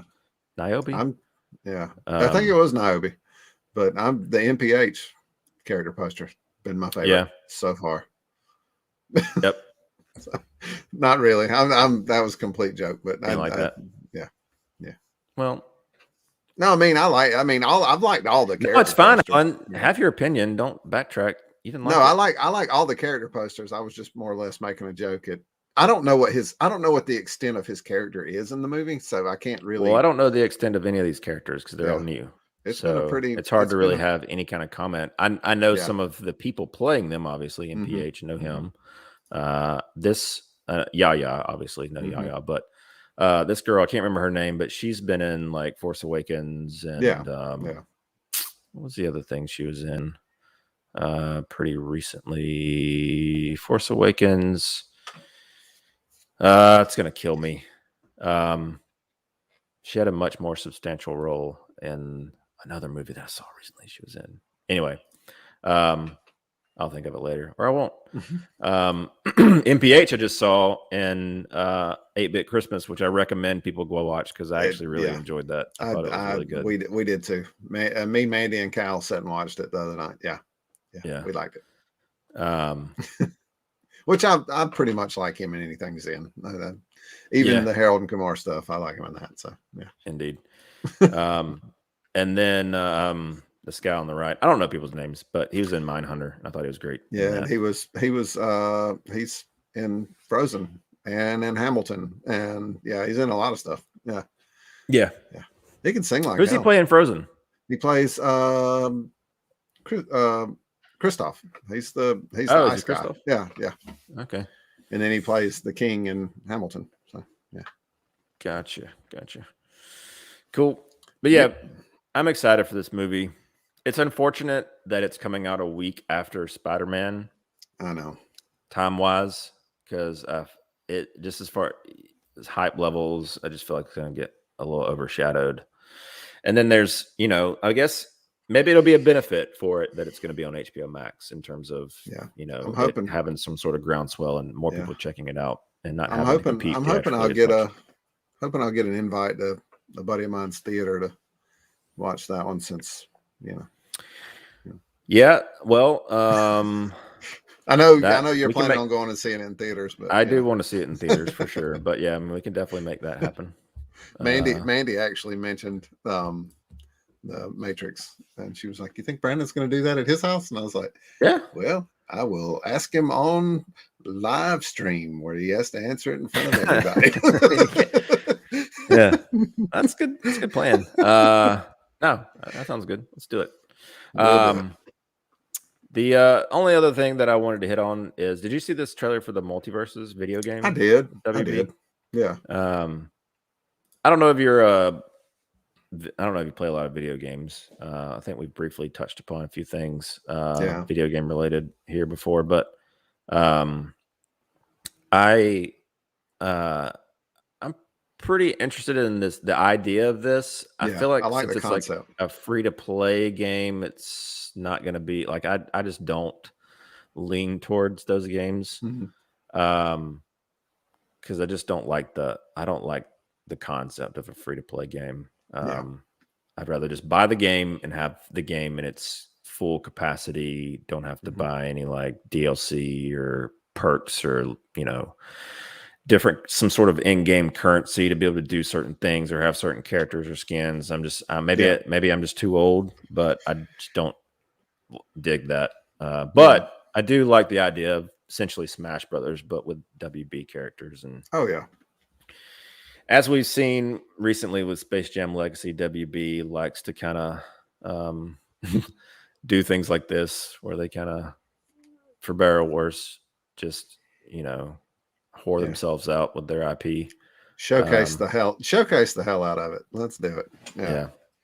But I'm sure that the people that are into these, was it just like side scrolling battle royale type games.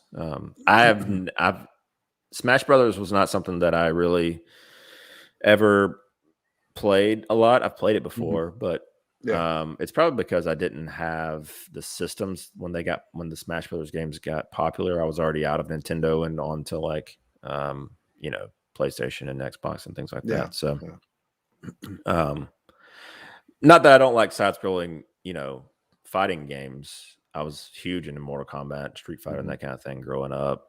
Do you remember? Was it Clay Fighters? And then they had like Shaq Fu. That was a terrible one, but it was fun as a kid.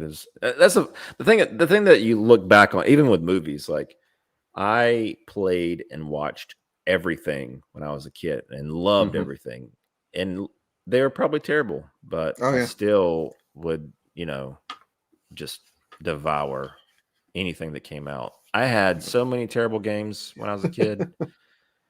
That's what Cal is like chomping at the bits. He's watched every little snippet and every little trailer they've shown for Multiverse. Like he is ready. He's like, Dad, we're gonna play this, and I'm like, yeah. Okay. Now buddy. that's the hook for me too. Yeah. If Luna is interested, then I'll be interested. I mean, even things like Injustice. It's not something I'm going to play on my own, but Luna likes it, and so I play it with her because again, like DC League of Super Pets, it's like I have an in to enjoy it in a different light. So could be the same with this. So we'll see. Yep. All right, I think that's kind of it for news. I know we had a lot to get through. So. But did you mentioned that you saw something in theaters as far as watches of the week? So I did. I went and saw Ghostbusters Afterlife. I know it's not really what you'd call comic book related, but I know you and I spoke about it briefly before we went live, but I would highly recommend this movie, especially if you're a fan of the original two. They definitely don't acknowledge the 2016 movie in any way, shape, form, or fashion. I think actually Reitman addressed it as in, almost like a multiverse type thing, that there can be different versions. That movie was a standalone. Yeah. So he said he enjoyed it. And I know that it doesn't get I know it scored high on Rotten Tomatoes, but at the height of Cal's Ghostbuster obsession, that movie came out. So we played the piss out of that movie, and I didn't hate it. I mean, it definitely wasn't the originals, and the nostalgia killed it some for me, but I didn't dislike it either. But this one, they found a way to connect a story, and they definitely it was definitely reverent to the original. And like I said, I think I may have mentioned it before. I know Basement Blues and I we talked about it on I think Instagram when he went and saw it. I commented on there. The third act of the film, all four of us, me, Mandy, Trey, and Cal, were all in tears. Like it was that good. I mean, my family doesn't cry watching movies. I cry watching Lilo and Stitch. I cry watching everything, but like we were all like Trey was almost unconsolable when we walked out of the theaters. Like it was that good. Like it was, I'm sorry. I'm gushing over this movie that I know. And Trey's your oldest too. So he's probably in the mindset of I'm too cool to cry. Yeah. So. And like we were like hugging each other, but not in a sad, it was just a feel good moment. I'm just picturing like y'all walking out all crying and hugging. It really was. It was like a freaking Hallmark movie, except we had went and watched this, blockbuster film. But I do feel like maybe possibly Paul Rudd's character might have been wasted a little in the movie. That's my only gripe about it. But all in all, it was about as good as you could have possibly asked to have a sequel to the original two. I really did enjoy it. Yeah, that's good to hear. I'm excited to see it. I doubt I'll make it out to the theater to see it, but definitely when it comes out on home video, I'm going to check it out. And I think we'll watch the first two with Luna. I Mhm. don't know if she'll latch on to them or not. I feel pretty confident that she'll like this one. Yeah. I'm just not sure if I'm like, well, I'm sure that there's many callback, and obviously I know that, certain things with, Yeah. I mean, even the trailers hinted that the old cast comes back at some point. Yeah. So for that to land, I do want her to have some sort of association with that. It was definitely a child friendly movie.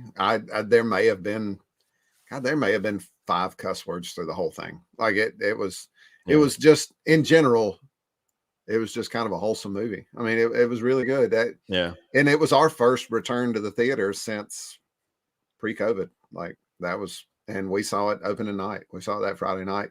Hell, we saw it and then got up and went to Atlanta to go fly to Orlando. We stopped packing our bags to go watch that movie. Like it was like we were that excited about it. And Nice. like I said, Cal and I, we're going to go back and see it. At least him and at least us two, we're going to go back and see it again. So yeah, it was good stuff. Sweet, man. And that, and like I said, I watched the first episode of Hawkeye. Okay. It was good. And you said you were into it? Yeah. I like Jeremy Renner. I know Hawkeye might not be everybody's cup of tea as far as the character goes, but I like the human aspect. Even Black Widow wasn't necessarily human.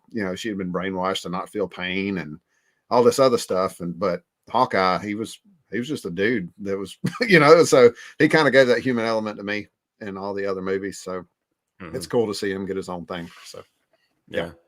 Nice. What about you? Do you think that it was lacking in the like far off behind the head shots where you probably missed a certain individual that you wish would have been the stand-in? Whoever it was that they picked in this iteration, those behind the head shots, they pulled it off. I thought I would notice a difference, but but that other dude, he was pretty replaceable, I guess, because they pulled it off. But no, that's I unfortunate. I actually, I feel bad for him. That was kind of his claim to fame there for a while. He missed out. Yep. He missed out. For those of you that are unaware, Chris, who's been on the podcast, was called multiple times to be Renner's stand-in. Maybe stunt double. Kid knows Chris knows karate, right? He's like jujitsu or something. Yeah. One of those things. Yeah, so that's kind of the running joke that even after he declined them multiple times, they kept coming back to him. I know. For some reason. Guess you just can't find people of his stature. Yeah. And short people supply. Of his stature in short supply. I was in Universal, so I got that one right away.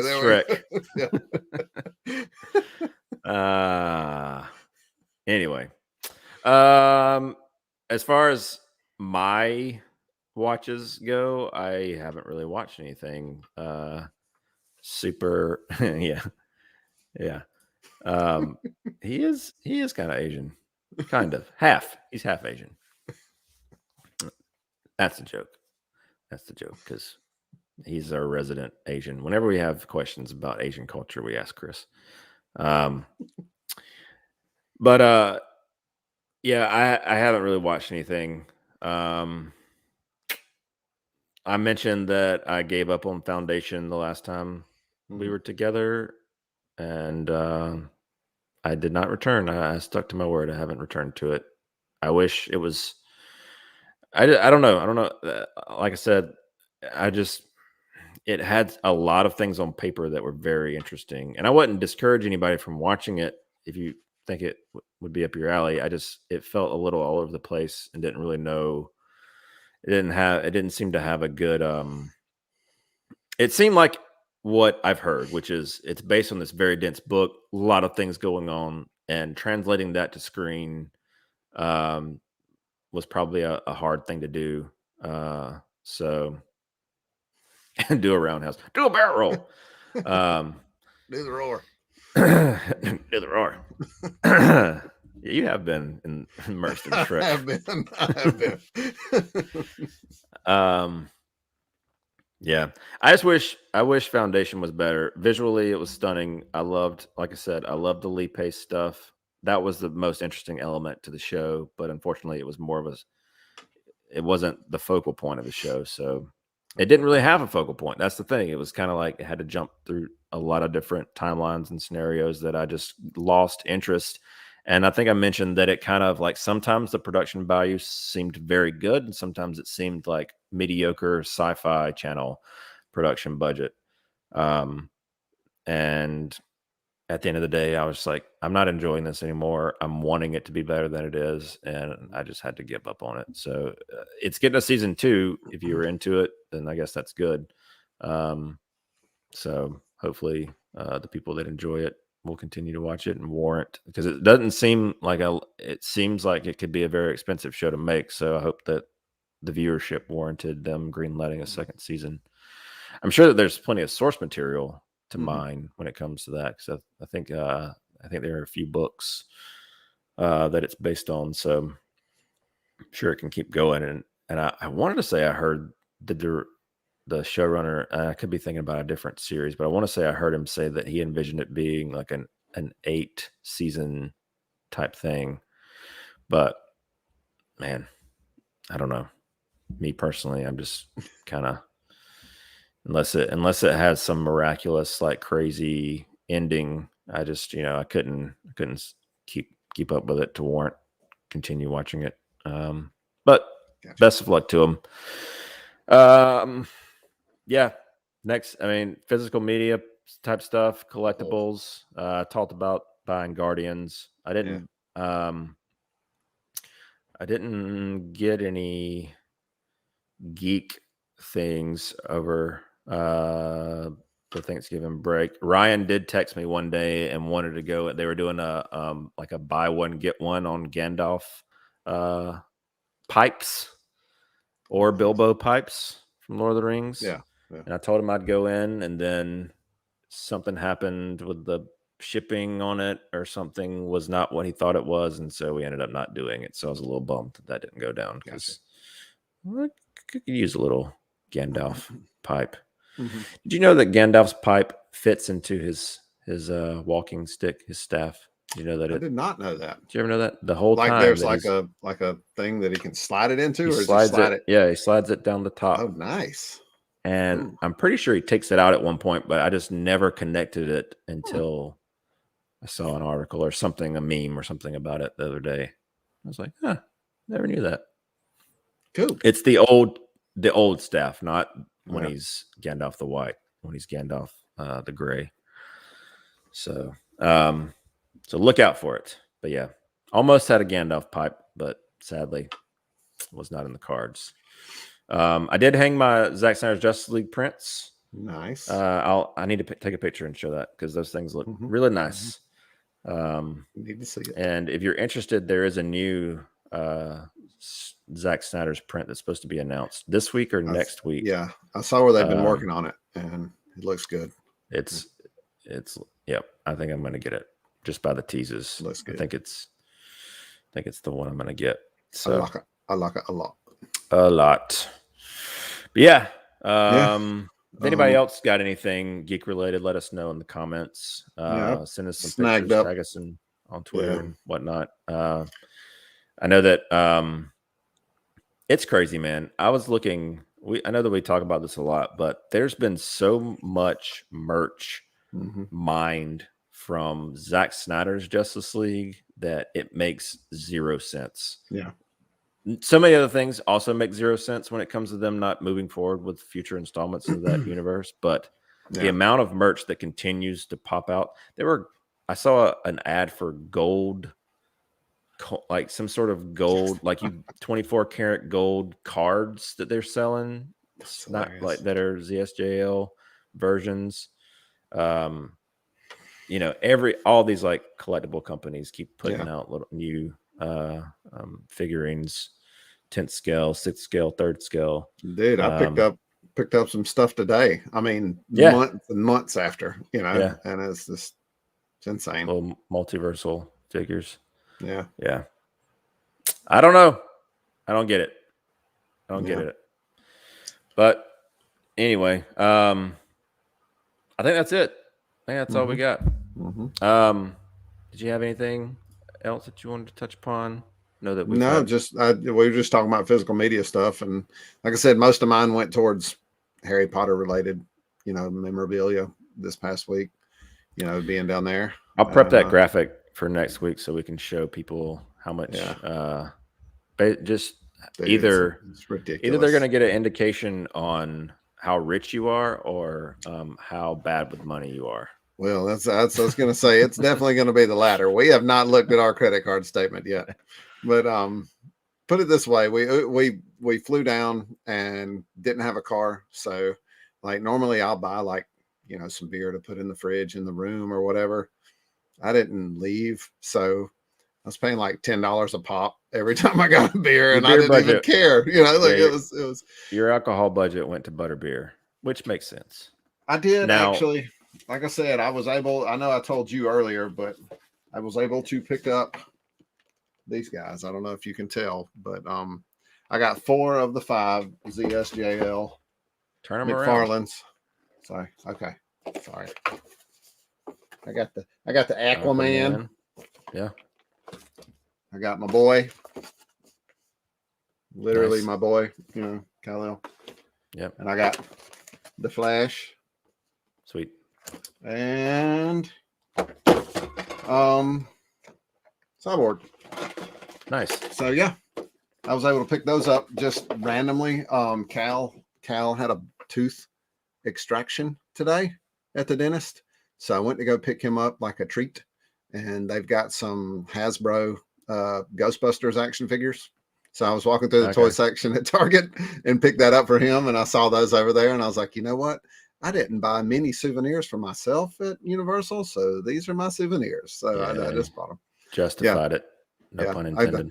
I got a giant golden egg from Harry Potter back there now, and I think we all bought a wand, plus we got a free wand because we spent so much money. They give you free stuff up here. It's like Vegas down there, I remember.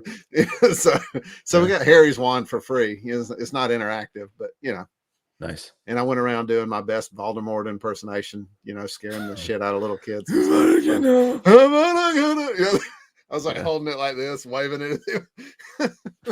Yeah, you got to do the little, the goose. Yeah. Nice, man. Well, I'm glad you guys had a good time. That place is fun. And yeah, you can definitely get carried away. It is not cheap.